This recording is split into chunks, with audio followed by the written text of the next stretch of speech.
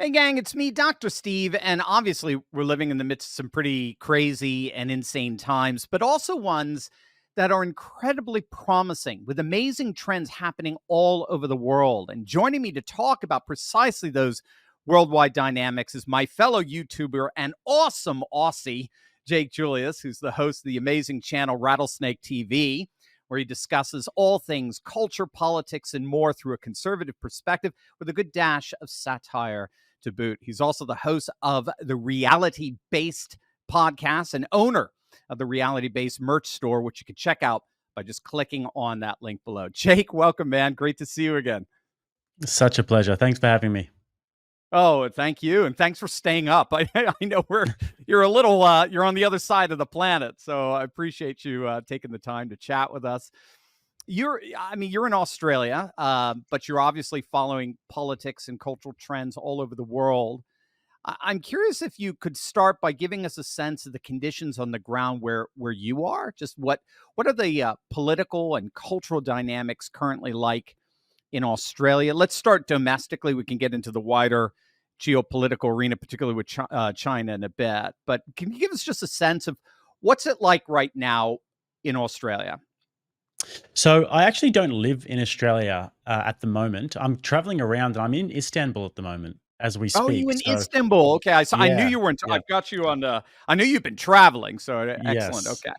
I'm Australian, but currently just moving around Europe a little bit. So much more interesting times in Istanbul than it is in Australia. Look, Australia tends to lag behind. I think when you were on my podcast, we talked about this a little bit, how Australia tends to lag behind in terms of culture when it comes to America. We tend to do what America does a lot of the time. But unfortunately, one of the things that happened during that virus that we all lived through a few years ago is that Australia became somewhat of a test case for the rest of the world for things like security systems, digital security systems, and also Australia has quite a submissive population. Because if you think about it, it's one of the lucky countries, absolutely, and things are very prosperous in Australia. Blue collar workers get paid good money. The standard of living is quite high. We didn't get overly affected by the global financial crisis of 2008. We haven't had a major civil war to sort of really give us that visceral sense of fighting for freedom.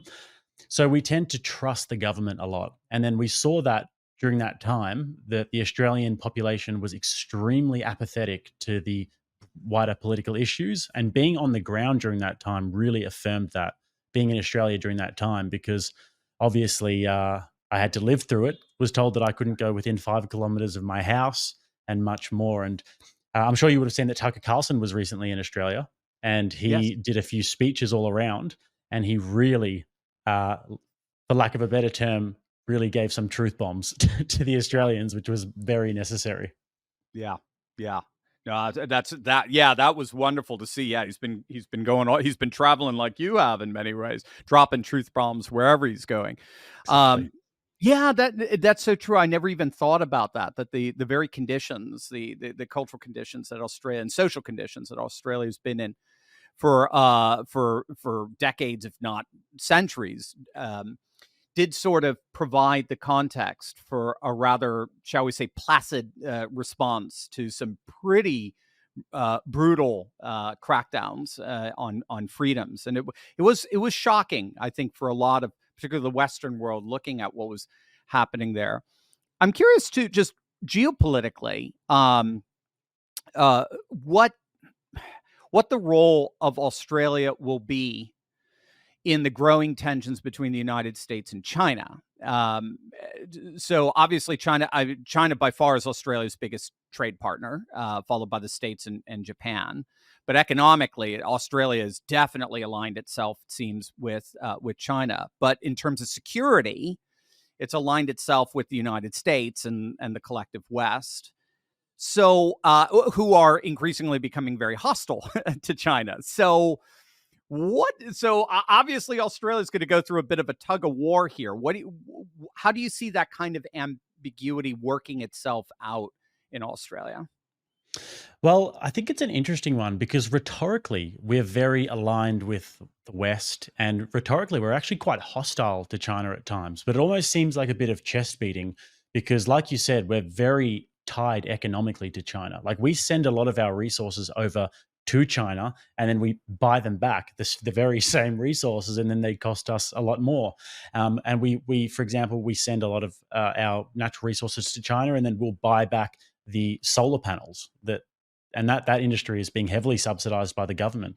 We've also had a lot of scandals over the years where Australian governments have sold out to Chinese companies and to the CCP. We look at the port of Darwin. The Chinese have a massive lease on the port of Darwin for I think the next 100 years or something like that. So there is a lot of chest beating in terms of our rhetoric towards China. But the way I see it going in the future is that Australia will basically follow whatever the United States does, and I think that that's just the way that we do things, unfortunately. Yeah, you and Europe as well. That's the price that was paid in the post World War II rules based order, right? Exactly. We'll help you rebuild. Same with Japan, where my wife is from. We'll help you rebuild, but then you're going to be our lackeys from this point forward. Yeah, unfortunately. What do you are you sensing some growing tension between the states and China, and then and by implication Australia with possible military action? Obviously, Taiwan's one of the flashpoints. I mean, we got three major flashpoints right now. We got Mm. Ukraine, Israel, and we got Taiwan. Two are hot. One is cold. What are you seeing there in terms of your old neck of the woods there in terms of the heat? Are we seeing war rhetoric starting to ratchet up? Yeah, I think that would be a terrible idea for Australia to ratchet up that rhetoric anymore because there already is a little bit of that. There's been some barbs thrown between Australian politicians and Chinese politicians, and I think that there was even something to do with wine or something like that, where the Chinese put some sort of tax or tariff on us, and so there's Huh. been a few things happen there over the past few years. But it would be a terrible idea because if we were to get into some sort of conflict with China, we're much closer to them than the United States are. And if there was a Right. conflict between Australia and China, like we completely rely on the United States for our defense. So I think the United States have just gone over the $35 trillion mark in debt. Yeah. And Yeah. in my opinion, I believe that if there was to be a ground sort of war, a hot war in the Middle East between the United States and Iran at some point, I'm not sure that the United States would survive that, let alone a conflict with China. So we do Interesting. very much rely on them militarily. We've bought some submarines recently. I'm sure you're aware of the AUKUS deal, but uh, I think that that would be an absolutely terrible idea. But the problem is that when you look at the coalition between Russia, China, India, South Africa, and Brazil, obviously the BRICS alliance, and then the other countries there, it's predicated upon this notion of these civilizational societies that you and I talked Mhm. about last time. And Australia is the furthest thing from that. Australia is Mhm. a very atheist country. The idea of tradition is sort of a dirty word in Australia. It's all about progress and diversity and inclusion and all these sorts of things. So ideologically, we don't align with China at all. We align Right. completely with the West. Right. And if there were to be some sort of a conflict, it would be pretty bad news for Australia. And plus, we're this big land with all of these natural resources, small population, be easy pickings. Yeah, yeah. Oh my, yeah. But you can't mess with Australian wine. I mean that those are fighting terms, man. I'm with you. I'm Yeah, siding with the Aussies on that one. I used to work in a Oh, winery called did you? Did you really? Felix in Western Australia. When I finished school, I went and picked grapes for a little while and drove the tractor around. It was one of the hardest Oh, jobs I I've ever love it. done. Oh, dang, I love it. Yeah, I love Australia. Wow, that's so wonderful. No, I think you that prepared you for what you're doing now in geopolitical Exactly. analysis. That's for sure. But now, you mentioned you're doing a lot of traveling. I saw your itinerary. You were covering a lot of the wider East, South Korea, Taiwan, Japan. We could chat about that. I've been to Japan many times. Got married in Japan actually, Mm, in Tokyo, and now I think you were in the States for a while, and now you're in Turkey. So you really are you're making your way around there. exactly. I'm curious if you're noticing some patterns, again, both domestic and geopolitical. Are you picking up on as you're going and visiting these diverse regions, are you seeing some comparable, similar dynamics in these various regions? I think that the ones that are most similar and where the dynamics are most pronounced is in places like South Korea and Taiwan, places that are more liberal Eastern Asian countries. You've got Mhm. these very, very urbanized places like Seoul, for example, and like Tokyo, and these places are all having very similar problems in terms of the birth rate decline.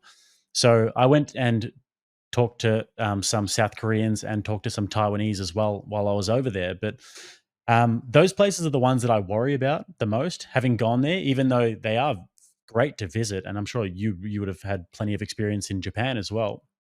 But when I went and spoke to the people of Taiwan, I did some street interviews and we were discussing how they feel about Chinese people. And it was really interesting because in the West, we've got this whole notion, a lot of propaganda around that region of the world where we say that the Taiwanese people, these poor little people, just want like liberal democracy and the big mean Chinese are going to come and take it away. But then you look into the history of it a little bit and you realize that it was only 70 years or so that these people actually separated when the Kuomintang went to Taiwan after obviously Mao's great long march. And yeah, so you look at these places and you speak to these people, and actually, a lot of these people view the Chinese as their brothers. They have a long 1,000-year shared history, and it's more the young people who have been fed the sort of propaganda about democracy and liberal democracy, and they've got transgender people in their political cabinets, and so it's quite different to China that way. But the older people very much understand the idea of peaceful reunification. So that was really interesting. And then you've got obviously South Korea as well. I spoke to them about how they feel about North Koreans, did some interviews in the streets, and the young people are very much, we don't care about North Koreans, they're scum, they're this, they're that. But the older people are like, well, I've got lots of family in North Korea. It's basically my Mhm. family. It's basically like we're kin. So it's super interesting to see that happening. And as time goes on and as the new generations come through, they have less and less affinity towards their cultural lineage to those places. Very interesting. Yeah, that's crazy. Well, yeah, the second most, well, I guess technically the opposition party in Taiwan is actually very much a more or less a de facto reunification party. They're very pro China in that sense.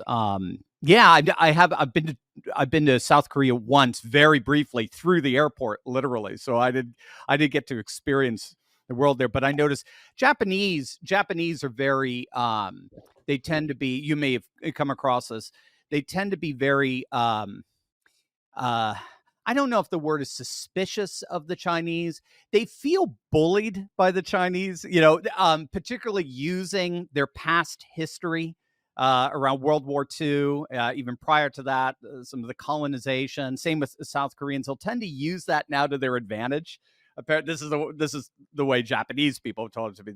They'll play the victims and they'll cry bully to try to get reparations from Japan in some way, shape, or form. Japan's just like, come on, guys, let's we got beat. I mean, let's move on here.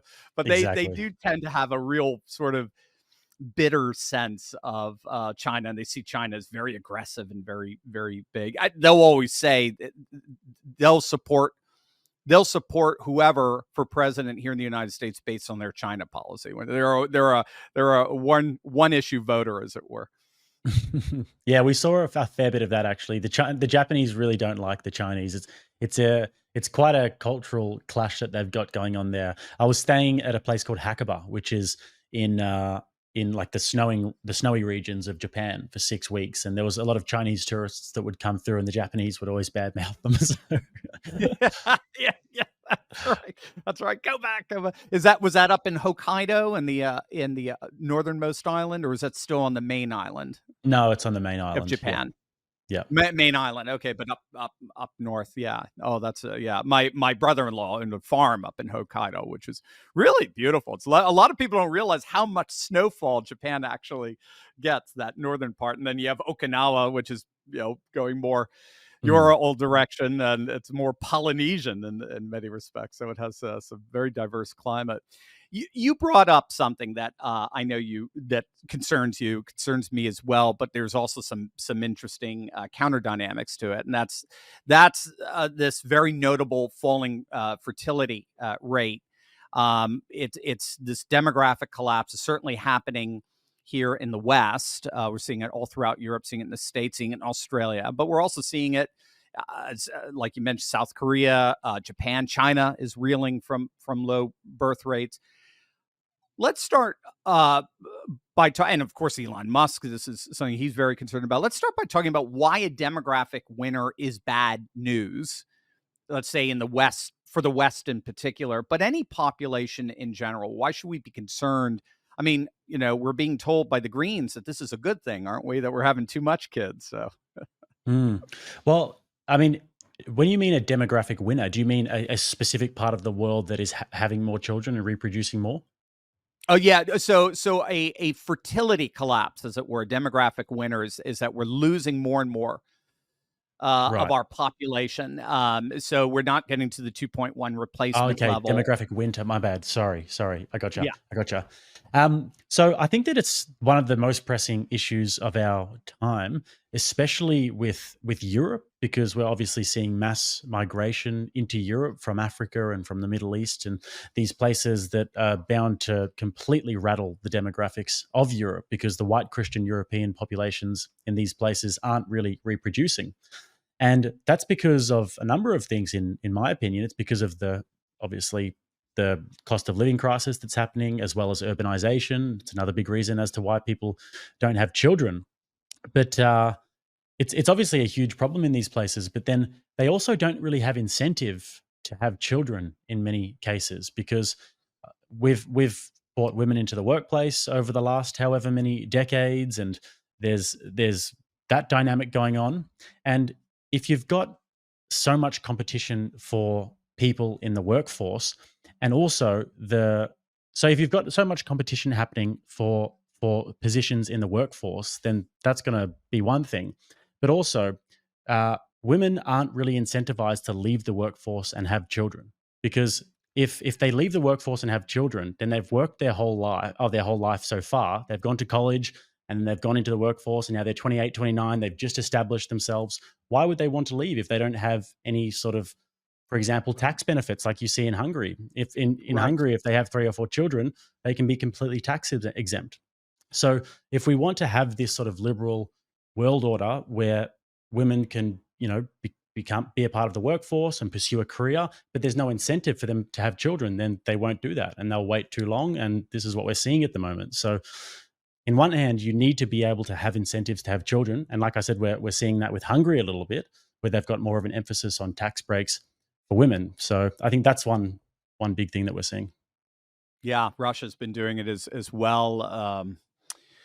Georgia has Mm. been able to reverse largely through the Georgian patriarch Ilya and the Georgian Orthodox Church. They still have the Orthodox Church is it is the most trusted institution in Georgia, and JD one of the Vance things. actually said this as well the other week. JD Vance just had a clip on Twitter that was sort of going viral that Dave Portnoy retweeted and said this is a terrible idea or whatever, where JD Vance was just saying, listen, women who have more children shouldn't be taxed as much, and people Right, who have right. no children should probably maintain the same tax rate. But if people have children, maybe there should be some sort of tax incentives, because it's a genuinely progressive vision when you look at the future. Because Right. otherwise, these places like Europe, it's a huge problem. America, it's a big problem as well. But the native populations are going to just dwindle out, unfortunately.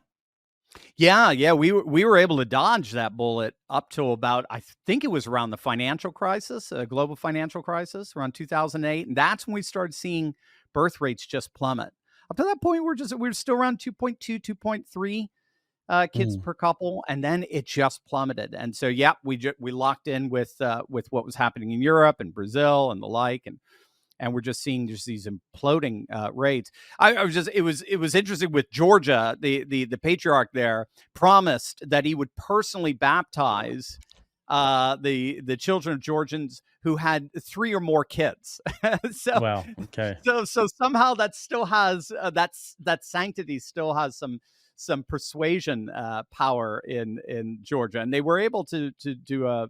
They saw significant, and of course with some government benefits as well. But yeah, in the West right now, I mean, you were to say that the woke mind virus sets in, and just it goes ape just hearing Yeah. anything even Sure. remotely suggesting that Yeah. children, that having children is somehow worthy of tax deference. Yeah, I think Georgia's an interesting one as well because they do have some very progressive policies. And when I say progressive, I don't mean like in the left wing progressive sense. I mean genuinely looking at progress. They had massive tax incentives for entrepreneurs as well, and it was really great for their economy. And Yeah. they did zero tax below a certain amount, and there was a lot of foreign investment coming in to Georgia. But yeah, just to tie it up with the birth rates, on one hand, you've got what we were talking about before in terms of a lack of incentive. And then on the other hand, you've got a lack of tradition with these places. Mhm. So as they're Mhm. moving Mhm. away from tradition, that obviously, as people become less religious, they have less kids. All of the stats show that.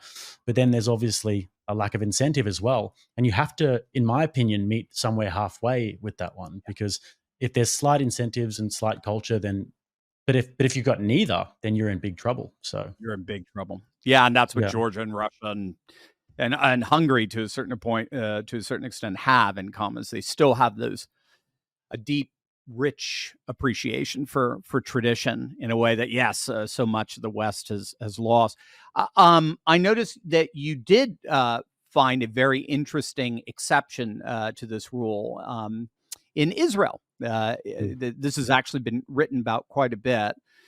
They're actually having a bit of a baby boom right now. They're going through some fertility flourishing. What do you think's going on there?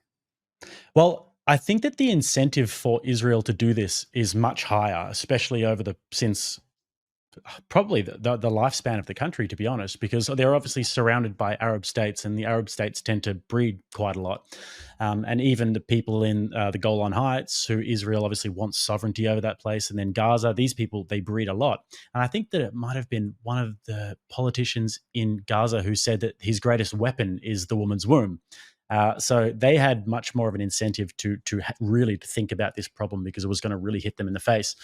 So the Orthodox Jewish community, I think, has something like 6 or 7 children per woman, which is Yeah, pretty astounding. that's yeah. It's a real throwback. And then even the atheist Jewish community has something like two 2 or children per 3, woman. yeah, I Yeah, heard that as still. well. It's astonishing, yeah, yeah. Yeah, exactly. So I think that they've got a big emphasis on family as well, family Mhm, units in terms of the grandparents will help out and the aunties and uncles will help out. They've got a big IVF program that they've been running mhm, in Israel mhm. as well, which helps women to have more children. They also have, I think, what we'd call cultural shame, which is something that I think we kind of need to bring back a little bit in the West, where it's actually really frowned upon to have children outside of wedlock as well and to be a single Yeah, parent. So it just comes back to that thing that we were talking about before in terms of the you've got incentive and tradition. And I think Israel kind of realized that. And they've got tradition, but then they're also using the incentive card as well. So uh, if we could clock that in the West and we could understand that those are the two things that we need to be sort of looking at, how do we provide incentive and how do we sort of make tradition great again, if you will, then I think that we could clock this problem. yeah, that's one well, China's trying to tap into that as Mm. well, bringing back Confucianism, bringing back this sense of tradition, a sense of the well, Confucianism has the family at the center of it, which is so fascinating. The family is a microcosm of the harmony of society as a whole, and then they're bringing in the incentives with the IVF as well. So yeah, I think you've identified absolutely sort of the secret sauce, as it were, to kind of getting back demographically. It's really neat. You've have you come across Eric Kaufman's work on the religious show Inherit the Earth? No. Oh, you'll love it. Oh, you absolutely love it. And so he's a Canadian expat. He lives out. He lives in Britain. I think he was at the University of London for a while, but now he's at Buckingham College, and he wrote a book called "The Religious Shall Inherit the Earth." And it's exactly on what you're talking about with Israel, in particular. I think Haredi Jews, when they first settled just say early 50s. I think there were only about an eighth of the school children in the classroom. In your typical Israeli classroom, today they're almost half. So you Mm. can actually see it in real time. This having 4, 5, 6 kids per couple for the Orthodox Jewish tradition, you can just see it. I mean, by 2050, they're going to be the majority easily of the country, which means the country goes more and more right. There's this connection between political movement and demography, given who's actually having the kids. And so, yeah, so he traces out the study in this book. I don't know if he's updated it. It was published about 10 years ago, but it's brilliant. I think you'll realize it. We're seeing it here in the States with the Amish. The Amish Mm. double every 10 years. They literally double every time, and it's compound, is the way it works. And it's not through conversions. Right. It's funny, isn't It, it? It's kind of a bit of a dark joke, but you sort of think that the atheists get bred out of existence, and it's like this strange form of Darwinism that we it see. is. It's like a Yeah, reverse star. Exactly. yeah. But he also underscored the point that secular Jews, this is what makes, I think, Israel so interesting, that the more secular Jews are having lots of kids as well. So it seems to be, like you said, that incentive and tradition seem to Mm. combine to affect everyone. And It really also, does become a culture. yeah, and I think the other thing that they've got as well is extreme nationalism and patriotism. Yeah. And there's Yeah. a sense of having children for Israel and for the country Yeah. because they understand the demographic problems that they're having. Whereas in the United States and in Australia and places in Europe as well, people don't really think that this is a problem because we've been constantly brainwashed with the propaganda that we have too many people on the earth, climate change, having children is bad, having children is bad for the earth, when that is the total. I mean, if you really wanted to like get rid of vast swaths of your population, then that would be the messaging that you should feed them, which is a bit suspicious, but it's the opposite of what we should be telling people. Absolutely. Yeah. And we turn the enemies, our enemies are not like, countries that hate us, surrounding us. Our enemies are, climate and global warming and, extremism. And we turn it onto these weird abstractions Mm. that's just so divorced from material life and the earth. Again, that's why I really dig the fact that you worked at the winery. Just you're dealing with earth Mm. and vegetation and creation, so that this notion of harmony, this cosmic harmony that we have, is very powerful and palatable Oh yeah, and material and tangible. It's not ideological, where we're just kind of living in a network kind of reality, virtual reality. I'm, exactly. I'm wondering. I'm wondering if we can actually even just sort of close the loop on this, just in terms. I know you're a young fellow, and I know you are very much in touch with the conservative Zoomer, especially in Europe. One of the inconvenient truths that the left has had to deal with, especially of late in European politics, is the way we're seeing Gen Z disalign itself from the more mainstream center right, center left parties, and actually be very inclined towards the so-called far right. We know them as just simply nationalist populist parties. We're seeing that here in the States. Trump is actually seeing some of this highest support right now in the under 30 vote.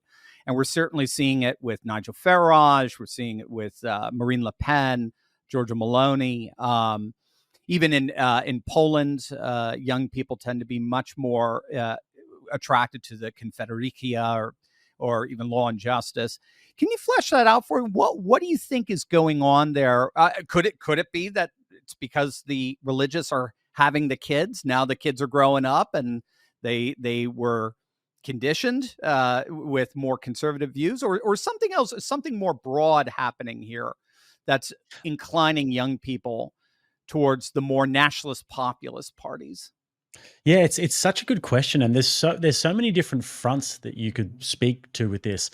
I just think that the cultural pendulum has swung to the point where now it's a little bit radical and edgy. This is just one facet of it. Now that it's a little bit radical and edgy to be right wing, because the boomers who sort of give the top down messaging, they sort of expect that the young people are very malleable to the ideas of climate change, etc. And a lot of my generation, the millennials, are very malleable in that regard. However, I think the next generations that are coming through are much more edgy and radical. And I think that social media has a massive role to play in this, because a Yes. lot of these kids are finding themselves on things like 4chan and not finding themselves on Twitter and getting politically involved, because a lot of these people are looking around and saying, things aren't exactly laid out for me like they were for you, mum and dad. I mean, it's not exactly easy for us to buy a house these days, and sort of the American dream or whatever other dream is not as accessible to us, because now we're paying all of this money for groceries, and there's all these wars going on around us everywhere. So I think that people are getting politically active. And another thing that I think is slept on a little bit is the dating crisis that's happening. And we talked Mhm. before about birth rates. Dating these days, Dr. Steve, since the advent of Tinder and Bumble and all of these different apps, it's just a different world. And Mm. Instagram, the dating market has become globalized, and there's a real shift going on where, especially females, are able to gain massive amounts of attention online through their social media profiles, and then young men are able to look at porn, which is, and I think the two are sort of equivalent in a way. I think social media for Right. women is kind of like what porn is for young guys. So we're seeing a lot of young men check out of the dating market and not necessarily want to engage because it's so difficult. And then we're seeing a lot of women who are more sort of boss babe sort of workforce, and also on social media and dating around and waiting till later till they get married. And there's just this huge fracturing that's happened in terms of the dating market. So I think Yeah. that's another reason that young guys, in particular, are looking around and saying, this isn't really working for me. And when there's a lot of young guys who don't really have much to do, they're going to get active. And if it's not a violent revolution, it's going to be an online 4chan revolution. So I think a lot of Right. that is happening, and people are just becoming a little bit more politically active younger. And I'd say that they're going more towards the what they perceive to be more edgy, which is right wing politics. I've heard them referred to as the Jordan Peterson generation. Right? Mm, They've been really they Peterson awakened them to how pernicious and horrid political correctness and wokeness really is, and how stifling and how tyrannical and how irrational it is. And so there's a pushback, there's a blowback to that, and the civilizationalist right, as it were, just tends to provide the frames of reference to help them with that pushback. Going back to the whole trad wife mm, trend that's going on right now, just kind of going back. Like you saying, it's cool. It's cool to be re-traditionalized right now, as opposed to just.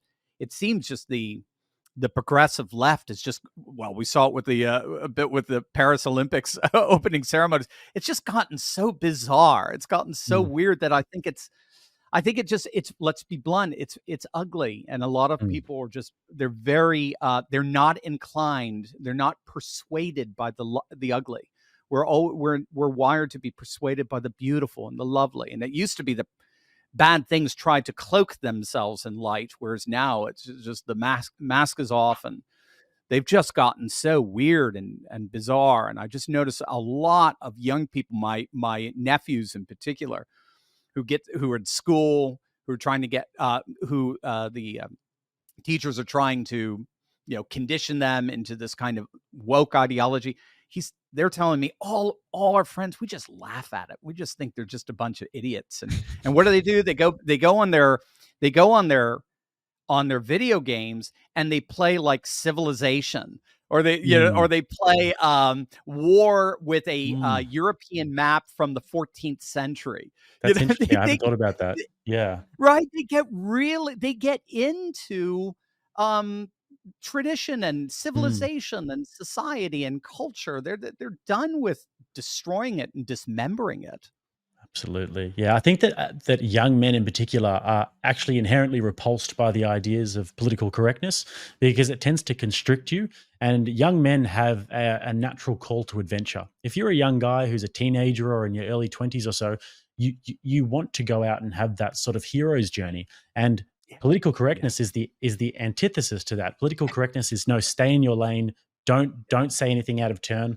And this is another reason why it's a little bit off topic, but I believe that woke comedy is actually something that just doesn't exist, because comedy is another Right. one of those things that's a little bit rebellious, whereas political correctness is inherently constrictive. Whereas comedy, we're meant Right. to be able to go to the edges and to the sidelines, and young guys are kind of like this as well, and they'll poke around and say, "What's over there? What's over there? Let's go over here." Whereas wokeness is going to just constrict you. So I do think that it's just repulsive to young guys in particular.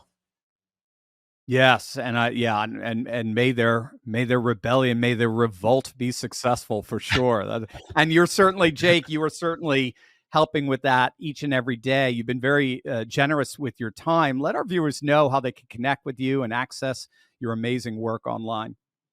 Yeah, no, thank you very much. It's Jake Rattle SNK on Instagram and also Twitter, or X, we call it these days. Obviously, Rattlesnake TV on YouTube, and my podcast, which Dr. Steve has been a great guest on, is the Reality Based Podcast. You can find that Reality Based Podcast is a YouTube channel in itself, and also Spotify, Apple Podcasts, Google Play, and all those great places. Awesome. We'll have all those links down below, gang, so you can subscribe to Jake's work and keep up with this amazing analysis he has of geopolitics, culture, society, you name it. So, Jake, thanks for spending some time with us. Enjoy Istanbul. Thanks, Dr. Steve. Thank you, Jake.